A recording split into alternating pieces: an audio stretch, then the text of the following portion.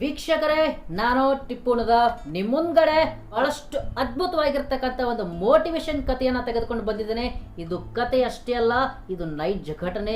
ಅಮೆರಿಕಾದಲ್ಲಿ ನಡೆದಿರ್ತಕ್ಕಂಥ ಒಬ್ಬ ಫುಟ್ಬಾಲ್ ಆಟಗಾರನ ಕತೆ ಇದಾಗಿದೆ.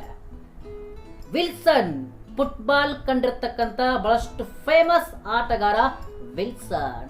ಅವನು ಒಂದು ರಾಜ್ಯದಲ್ಲಿ ಆಟ ಆಡ್ತಾ ಇದ್ದ, ಫುಟ್ಬಾಲ್ ಆಟ ಆಡ್ತಾ ಇದ್ದ. ಅದು ಜರ್ಮನಿ ಜೊತೆ ಮ್ಯಾಚ್ ಇತ್ತು, ಫೈನಲ್ ಮ್ಯಾಚ್ ಇತ್ತು. ಹಾಗಾದ್ರೆ ಫೈನಲ್ ಮ್ಯಾಚ್ ಒಂದು ರಾಜ್ಯಕ್ಕೆ ಬಂದಿದ್ದ. ಅಲ್ಲಿ ಫುಟ್ಬಾಲ್ ಆಟ ನಡೀತಾ ಇತ್ತು. ಹಾಗಾದ್ರೆ ಒಂದು ಪುಟ್ಟ ಹುಡುಗ, ಬಹಳಷ್ಟು ಪುಟ್ಟ ಹುಡುಗ, ಅವನಿಗೆ ರಿಕೆಟ್ಸ್ ರೋಗ ಅಂತಕ್ಕಂಥದ್ದು ಬೇರೆ ಆಗಿತ್ತು.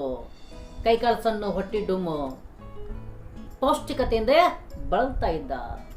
ಅವನು, ಆ ಹುಡುಗ ವಿಲ್ಸನ್ನ ಬಹಳ ದೊಡ್ಡ ಅಭಿಮಾನಿಯಾಗಿದ್ದ. ಹೇಗೆ?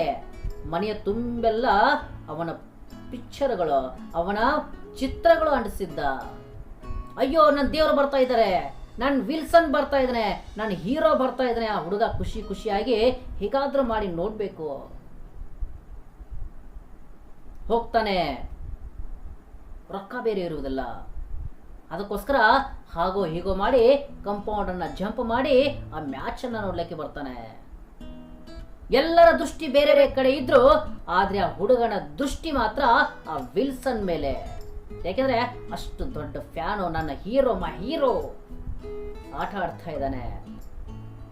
ಕಣ್ಣಿಂದ ಅಷ್ಟೇ ಅಲ್ಲ, ಇಡೀ ಮೈಯನ್ನ ಕಣ್ಣು ಮಾಡ್ಕೊಂಡು ಆ ಹುಡುಗ ನೋಡ್ತಾ ಇದ್ದ. ಮ್ಯಾಚ್ ಮುಗಿತ್ತು, ಅಮೆರಿಕ ಗೆದ್ಬಿಡ್ತು.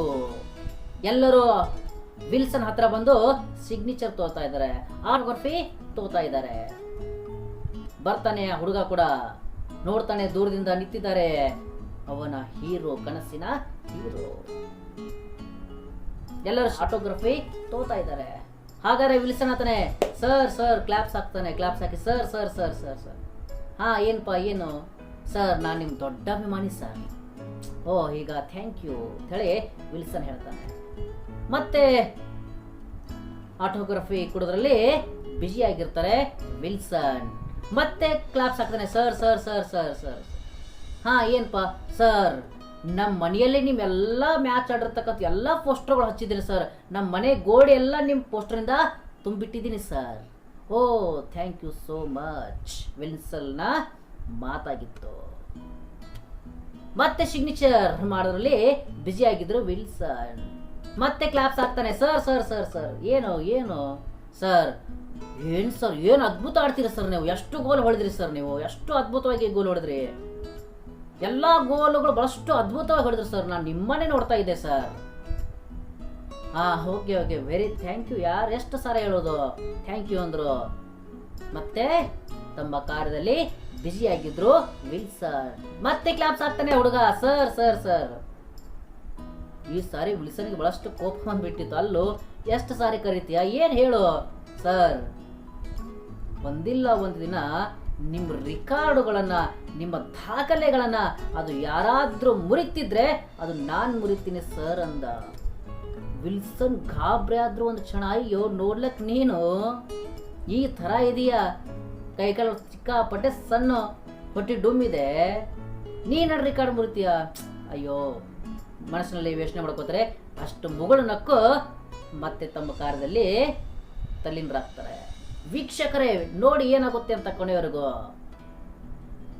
ಹಾಗಾದ್ರೆ ಸುಮಾರು 17 ವರ್ಷಗಳ ನಂತರ ಆಗಿದ್ದು ಬೇರೆನೆ. ವಿಲ್ಸನ್ನ ಎಲ್ಲ ರೆಕಾರ್ಡುಗಳು ಪುಡಿ ಪುಡಿ ಆಗ್ಬಿಟ್ಟಿತ್ತು. ವಿಲ್ಸನ್ನ ಎಲ್ಲ ರೆಕಾರ್ಡ್ಗಳು ಸರಿಗಟ್ಟಿದ್ರು. ಅದು ಬೇರೆ ಯಾರು ಅಲ್ಲ, ಅದು ಸಿಂಪ್ಸನ್, ಜಾನ್ ಸಿಂಪ್ಸನ್ ಅಂತಕ್ಕಂಥ ಒಬ್ಬ ಫುಟ್ಬಾಲ್ ಆಟಗಾರ. ಅಷ್ಟು ವಿಲ್ಸನ್ ಗಾಬರಿ ಆಗ್ತಾನೆ. ಅಯ್ಯೋ, ನನ್ನ ದೇಶದವರು ನನ್ನ ರೆಕಾರ್ಡ್ಗಳನ್ನ ಮುರಿದ್ರು, ಥ್ಯಾಂಕ್ ಯು. ಬಹಳಷ್ಟು ಖುಷಿ ಪಡ್ತದೆ. ಯಾಕೆಂದ್ರೆ ಬೇರೆಯವ್ರು ಮುರಿದಿದ್ರೆ ಅಷ್ಟು ಸ್ವಲ್ಪ ಎಲ್ಲೋ ಒಂದ್ ಕಡೆ ನೋವು ಇರ್ತಿತ್ತು. ಆದರೆ ನನ್ನ ದೇಶದವರು ನನ್ನ ರೆಕಾರ್ಡ್ಗಳು ಮುರಿದಿದ್ದಾರೆ, ಬಹಳಷ್ಟು ಖುಷಿ ಆಗ್ಬಿಡುತ್ತು. ಒಂದು ಸಮಾರಂಭದಲ್ಲಿ ವಿಲ್ಸನ್ಗೆ ಗೆಸ್ಟ್ ಬಂದಿದ್ದಾರೆ. ಅದೇ ಸಮಾರಂಭದಲ್ಲಿ ಆ ದಾಖಲೆಯನ್ನ ಸರಿಗಟ್ಟಿದನು ಕೂಡ ಬಂದಿದ್ದಾರೆ. ಸಿಂಪ್ಸನ್ ಅಂತ, ಜಾನ್ ಸಿಂಪ್ಸನ್. ಹಾಗಾದ್ರೆ ಮಾತಾಡಲಿಕ್ಕೆ ಪ್ರಾರಂಭ ಮಾಡ್ತಾರೆ. ಜಾನ್ ಸಿಂಪ್ಸನ್, ನೀವು ಇಷ್ಟೆಲ್ಲ ಇವರ ರೆಕಾರ್ಡ್ಗಳನ್ನ ಮುರಿದಿದ್ದೀರಿ, ಏನ್ ಅನಿಸುತ್ತೆ ನಿಮಗೆ? ಹೇಗೆ ಮುರಿದ್ರಿ? ಆ ರೆಕಾರ್ಡ್ಗಳನ್ನ ಮುರ್ಲಿಕ್ಕೆ ಕಾರಣ ಏನು? ಅವಾಗ ಸಿಂಪ್ಸನ್ ಕಡೆ ಹೇಳ್ತಾರೆ, ಸರ್ ಕ್ಲಾಪ್ಸ್ ಹೊಡೆದು ಹೇಳ್ತಾರೆ, 15 ವರ್ಷ ಹಿಂದಗಡೆ ನೆನಪಿದ್ಯಾ ಸರ್? ಸಿಂಪ್ಸನ್ ನೆನಪು ಮಾಡ್ಕೋತಾರೆ, ಹಾ ಯಸ್ ನೆನಪಿದೆ, ಆ ಹುಡುಗನೇ ನಾನು ಸರ್. ಅಯ್ಯೋ, ಆ ಹುಡುಗ ನೀನಾ? Yes sir ನಾನೇನೆ. ನಾನು ಹೇಳಿದ್ನೇ ತಾನೆ ಸರ್, ನಿಮ್ಮ ಒಂದು ರೆಕಾರ್ಡ್, ನಿಮ್ಮ ಜಗತ್ತಿನಲ್ಲಿ ಯಾರಾದರೂ ನಿಮ್ಮ ರೆಕಾರ್ಡ್ ಮುರಿತಿರ್ತಾರಂದ್ರೆ ಅದು ನಾನು ಮುರಿತೀನಿ ಸರ್ ಅಂದಿದ್ದೆ. ಚಾಲೆಂಜ್ ಮಾಡಿದ್ದೆ. ಎಸ್ ಹೌದು ನೀನಾ? ಗಾಬರಿ ಆಗ್ತಾರೆ. ಎಸ್ ಸರ್ ನಾನೇ ಆ ಹುಡುಗ. ಪತ್ರಕರ್ತರು ಗಾಬರಿ ಆಗ್ತಾರೆ, ಕೇಳ್ತಾರೆ ಅವನನ್ನ, ಹೇಗೆ ಇದೆಲ್ಲ ಸಾಧ್ಯ, ಹೇಗೆ ಆಯ್ತು? ಅವಾಗ ಸಿಂಪ್ಸನ್ ಹೇಳ್ತಾರೆ, ಜಾನ್ ಸಿಂಪ್ಸನ್, ನನ್ನ ಮ್ಯಾಚು, ನನ್ನ ಗುರಿ ಎಲ್ಲಿತ್ತಂದ್ರೆ ಕೇವಲ ಸಿಂಪ್ಸನ್ನ ಎಲ್ಲ ರೆಕಾರ್ಡ್ಗಳು ಮುರಿಬೇಕು. ಹಾಗಾದ್ರೆ ಸಿಂಪ್ಸನ್ ಅಂತಕ್ಕಂಥ ದೊಡ್ಡ ಆಟಗಾರ, ಫುಟ್ಬಾಲ್ ಆಟಗಾರ ಯಾರೂ ಇಲ್ಲ. ಅವನ್ ರೆಕಾರ್ಡ್ ಮುರಿಬೇಕಂದ್ರೆ ನಾನು ಸಿಕ್ಕಾಪಟ್ಟೆ ಎಫರ್ಟ್ ಹಾಕಬೇಕು, ಸಿಕ್ಕಾಪಟ್ಟೆ ಕಷ್ಟಪಡಬೇಕು. ಹಾಗಾದ್ರೆ ನಾನು ಮಾಡಿದ್ದು ಇದನ್ನೇ, ಗುರಿಯನ್ನ ಬಹಳಷ್ಟು ಎತ್ತರವಾಗಿ ಇಟ್ಟಿದ್ದೆ. ಎತ್ತರವಾಗಿ ಗುರಿ ಅಂದ್ರೇನೆ ಇಲ್ಲಿ ಸಿಂಪ್ಸನ್. ಅವನ ರೆಕಾರ್ಡ್ಗಳು ಯಾರೂ ಮುರಿದಿಲ್ಲ. ಹಾಗಾದ್ರೆ ಅವನ ರೆಕಾರ್ಡ್ ಮುರಿಬೇಕು ಅಂತ ಬಹಳಷ್ಟು ಎತ್ತರವಾಗಿ ಏನಪ್ಪಾ ಅಂದ್ರೆ ಗುರಿಯನ್ನ ಇಟ್ಕೊಂಡಿದ್ರೆ. ಹಾಗಾದ್ರೆ ವಿದ್ಯಾರ್ಥಿಗಳೇ, ನಾವಿಲ್ಲಿ ತಿಳ್ಕೊಳ್ಬೇಕಾಗಿರ್ತಕ್ಕಂಥದ್ದು, ವೀಕ್ಷಕರೇ ನಾವಿಲ್ಲಿ ತಿಳ್ಕೊಳ್ಬೇಕಾಗಿರುತ್ತೆ ಇಷ್ಟೇ, ನಮ್ಮ ಗುರಿಗಳು ಯಾವತ್ತೂ ಎತ್ತರವಾಗಿರ್ಬೇಕು. ಸಣ್ಣ ಗುರಿ ಕಾಣೋದು ಕೂಡ ಏನಪ್ಪಾ ಅಂದ್ರೆ ಒಂದು ಅಪರಾಧವಾಗಿ ಕಾಣುತ್ತದೆ. ನಮ್ಮ ಗುರಿಗಳು ಯಾವತ್ತೂ ಎತ್ತರವಾಗಿರಬೇಕು. ನಾವು ಸಣ್ಣಕ್ಕಾದ್ರೂ ತಲುಪುತ್ತೇವೆ.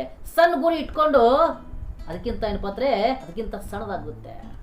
ಅದಕ್ಕೋಸ್ಕರ ನಮ್ಮ ಗುರಿಗಳು ಯಾವತ್ತೂ ಏನಪ್ಪಾ ಅಂದ್ರೆ ದೊಡ್ಡದಾಗಿರ್ಬೇಕು. ನಾವು ಅಟ್ಲೀಸ್ಟ್ ಕೊನೆಗೆ ಸಣ್ಣದರ ಏನಪ್ಪಾ ಅಂದ್ರೆ ತಲುಪುತ್ತೇವೆ. ವೀಕ್ಷಕರೇ, ಗುರಿ ಇರಲಿ. ಅದಕ್ಕಲ್ಲಿ ಹೇಳ್ತಾರೆ, ಮರಿ ಜೀವನದಲ್ಲಿ ಇರಬೇಕು ನಿನಗೊಂದು ಗುರಿ, ನೀನು ಎಡವಿದರೂ ಡೋಂಟ್ ವರಿ, ಪ್ರಯತ್ನಿಸು, ಸಿಗುವುದು ನಿನಗೆ ಹೆಚ್ಚಿನ ಗರಿ ಅಂತಕ್ಕಂಥ ಮಾತನ್ನ ಹೇಳುತ್ತಾ ಈ ಕಥೆಯನ್ನ ಮುಕ್ತಾಯಗೊಳಿಸುತ್ತೇನೆ. ಈ ಕಥೆಯನ್ನ ಲೈಕ್ ಮಾಡಿ, ಸಬ್ಸ್ಕ್ರೈಬ್ ಮಾಡಿ. ಜೈ ಹಿಂದ್, ಜೈ ಹಿಂದ್.